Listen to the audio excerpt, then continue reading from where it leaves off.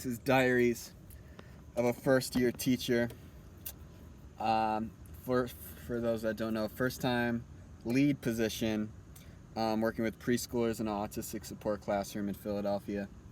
And I want to just talk about the inner critic. I've been doing some training the last few days for the agency I'm working for, the organization I'm working for.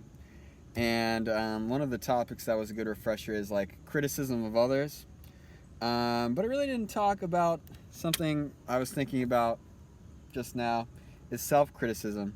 And when we talk about criticizing somebody that you're working with, a coworker, another teacher, an assistant teacher in the room, it's criticism versus constructive criticism, because just plain criticism can tear down rather than being something constructive and wanting to actually build something out of somebody and wanting to build them up.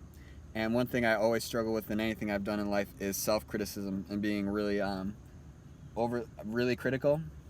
I was gonna say overly critical, but I wanted to take that back naturally because I personally feel like I can't be critical of myself, because I require so much in order to get me to where I need to be, because I'm just not natural at anything I do.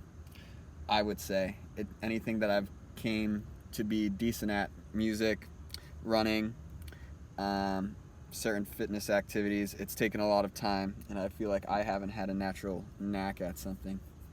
But regardless, even I had a thought just a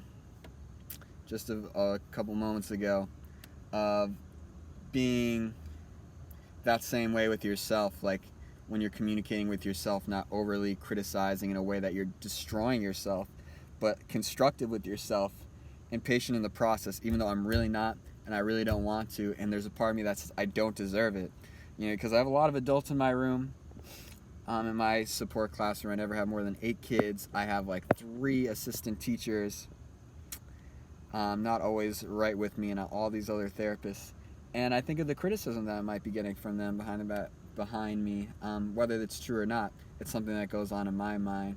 But I have to perform for myself the best that I can for me and for my students, and make that my inspiration, not what other people are seeing. But I have to do that in a positive way that doesn't destroy myself, and building my way up to where I want to be. Observed a lot of great teachers today. They gave me the opportunity to go see some great teachers that also work in my building doing the same thing I do.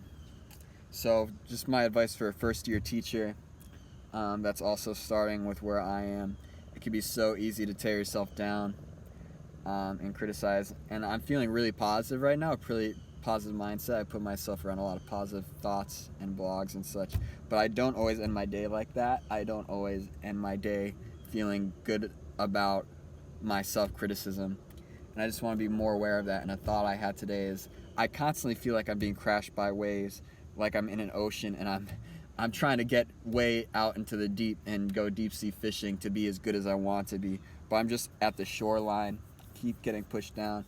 But I'm gonna find ways to get to that deep well of professionalism and help my students and help those in the future. And I have to do that by being positive towards myself.